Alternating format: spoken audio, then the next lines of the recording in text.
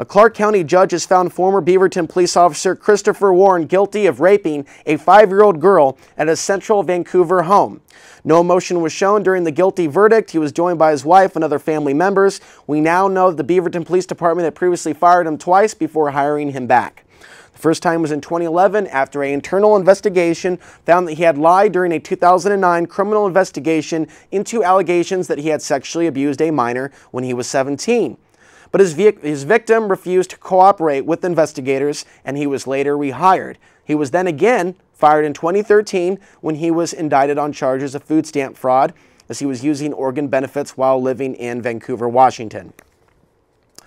The next headline, Portland cop arrested in Gresham for DUI. We don't have a graphic for that, but that is from the August 7th, 2014 edition of the Portland Tribune.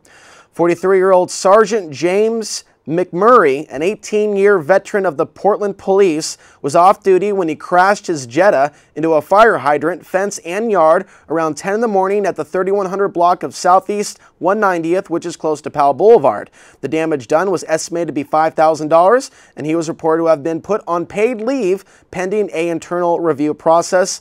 No mugshot has been released, nor an update from the local media on the follow-up to the investigation. Local media is good about that. They're good about, maybe covering something if they cover it and never touching the story again with the follow-up. Sometimes they do, most of the time they don't. Another Portland area cop made his own audition in 2011 for the World's Stupidest Career Criminal Cops, the TV show that doesn't exist but probably should. Beaverton Police Lieutenant accused of shoplifting, in the next graphic, at Hillsborough store. A Beaverton Police Department was cited last month in connection, again this was 2011, with shoplifting a $7.99 personal lubricant while off-duty at a Hillsborough Safeway.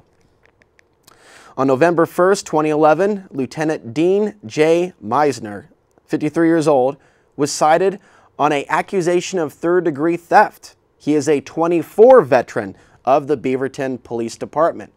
I don't know whether it's the fluoride in the water over there or something else. There's something strange about Beaverton. Meisner is the lieutenant of the Criminal Investigations Division, says Officer Pam Yazzolino.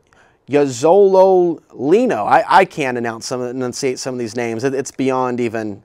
And so that is what we see in the local news regarding to criminal cop behavior. Of course, if we try to cover it all, the show would go on for hours and hours and hours, and it would be a weekly show.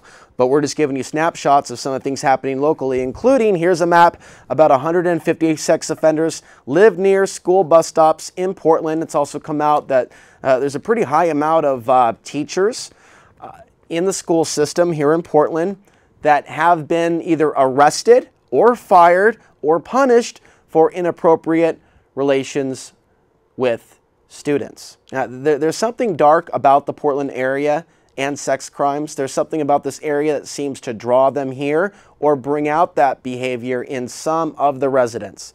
And this is a trend that I've noticed for some time, and I'm not the only one. So there are reasons why Portland is a #1 child sex trafficking city. And it's not just because we're on the I-5 corridor. We're not the only city in America that happens to be on the I-5 corridor.